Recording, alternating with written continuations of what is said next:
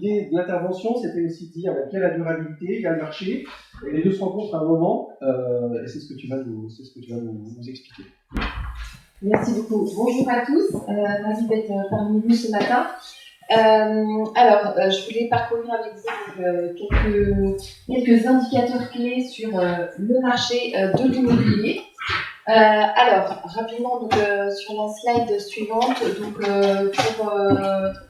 pour présenter mes précieuses solutions immobilières, parce que peut-être certains sont moins familiers. Donc, 3 lignes de métier, un pôle expertise qui est dirigé par Philippe Sarabella, qui prendra la parole un petit peu plus tard dans la matinée.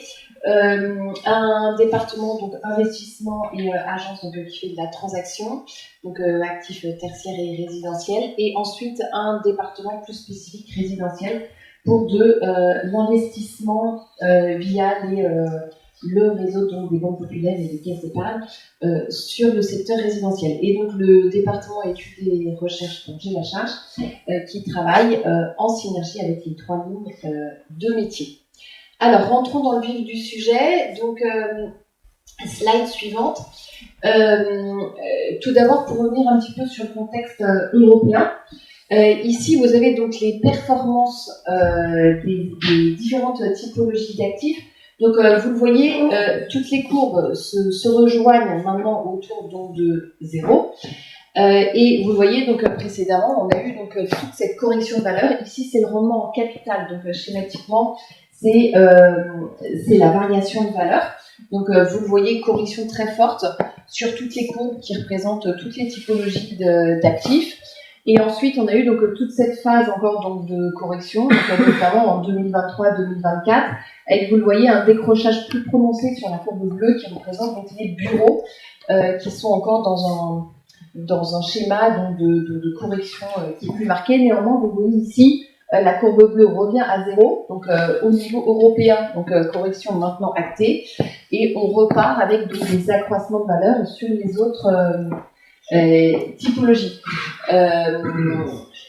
J'ai pas mis d'autres slides sur l'Europe, mais on voit qu'effectivement sur les bureaux, on a maintenant on commence à avoir quand même les corrections qui sont majoritairement actées. En France, on a encore des corrections de valeur sur le bureau, au UK également, avec, on le voit en fait, 2 typologies de bureaux, les bureaux sur notre marché français, les bureaux parisiens, qui s'en sortent dont la correction maintenant est actée en grande partie avec des loyers qui sont en hausse, et des bureaux dans certaines zones de la périphérie qui sont plus en souffrance.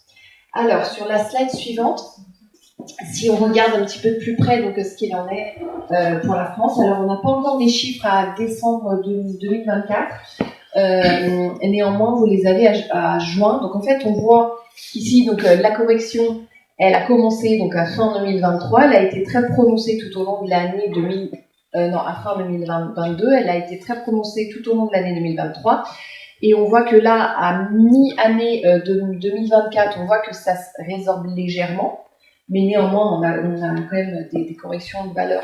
Donc le rond ici, jaune, c'est la performance au global, avec 2 composantes principales. La partie, vous voyez, qui est très stable, qui est en rose clair, qui représente le rendement locatif. Schématiquement, ça veut dire revenu net sur valeur. Et puis toute la partie qui est en mauve, qui représente ici le rendement en capital, l'évolution des valeurs. Vous voyez ici, l'évolution des valeurs elle est encore fortement négative. Néanmoins, quand on regarde par typologie de produit, on voit que pour le commerce et pour les actifs industriels, logistique, entrepôts et locaux d'activité, en fait, on est revenu à 0. Donc, toujours des corrections de valeur, mais compensées par la partie rendement locatif. Résidentiel, encore mais de manière moins prononcée, des corrections de valeur. Et ce qui souffre le plus, c'est la typologie des bureaux. Si on regarde sur la slide suivante, ce qu'il en est de l'allocation en immobilier. Ici, je voulais partager avec vous donc, le résultat donc, de l'enquête que l'on fait auprès des investisseurs institutionnels, donc 2 fois par an. Et là, on vient de restituer donc, les résultats à fin d'année 2024. Donc, une des questions, un des indicateurs clés qu'on suit, c'est l'allocation sur la classe d'actifs immobilières. Ce qu'on leur demande, c'est souhaitez-vous allouer davantage ou moins sur le secteur immobilier. Et donc là, vous le voyez, la réponse a été à 43%, augmentation de la poche sur l'allocation. Alors si on prend un petit peu de recul et si on regarde ce qui s'est passé précédemment, vous le voyez jusqu'en... donc même en juin, on était quand même avec un schéma donc, de plus de investisseurs donc, qui comptaient augmenter l'allocation versus la diminution.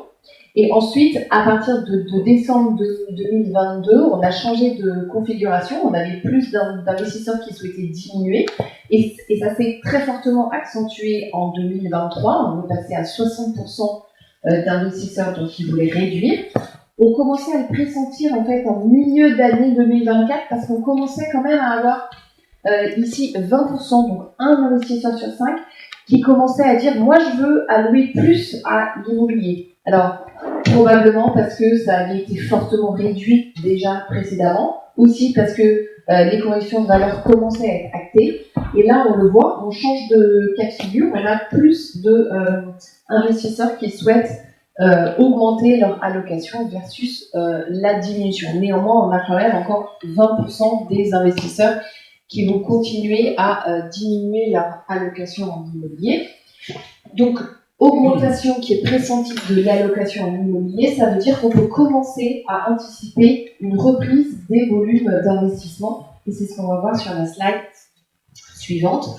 Donc, vous connaissez les chiffres donc, du dernier trimestre donc, qui ont été publiés il y a quelques jours.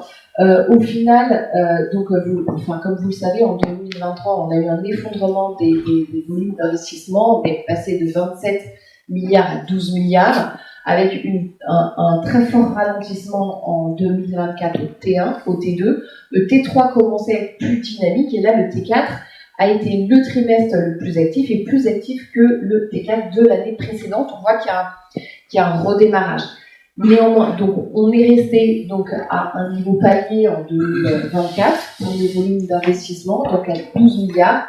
Et donc, on peut pressentir maintenant pour 2025 des volumes plutôt entre 16 et 20 milliards d'euros. Donc, on ne reviendrait pas encore au niveau de 2022, 2021, 2020. Néanmoins, on commencerait quand même à repartir dans un cycle avec des volumes d'investissement plus important. Sur la slide suivante, si on regarde quelle typologie d'actifs et quels secteurs vont être les plus sollicités, donc vous avez ici à gauche les intentions à l'achat et à droite les intentions à la vente. Donc on voit donc attrait fort pour les bureaux Paris, suivi de la catégorie logistique, locaux d'activité, l'hôtellerie aussi avec des bonnes performances qui arrivent en 3e position, le résidentiel en 4e position et le commerce. Ce qui est intéressant de noter, c'est les intentions d'investissement sur les bureaux première et deuxième couronne et sur les bureaux croissant ouest. On les retrouve exactement à la position inverse en termes de vente. En termes de vente, on voit qu'on est ici respectivement 21% et 15% d'intention à la vente, et à l'achat, on a seulement 3 et 2%. Donc on voit la correction sur les prix qui va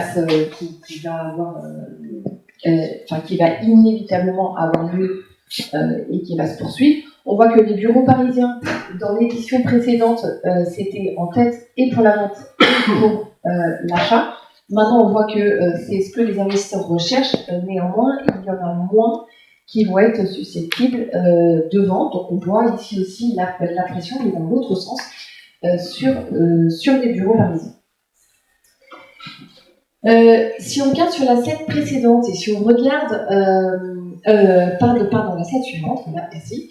Et si on regarde donc les caractéristiques environnementales, qui est le thème de la conférence donc, de ce matin, si on regarde quelles sont les caractéristiques environnementales et sociales qui sont le plus au cœur donc, des préoccupations des investisseurs, on voit que les 3 premières catégories ici, donc vous le voyez, donc on a quand même 27% pour la rénovation ou l'amélioration des actifs dans leur portefeuille, donc avec les investisseurs qui retravaillent leurs actifs.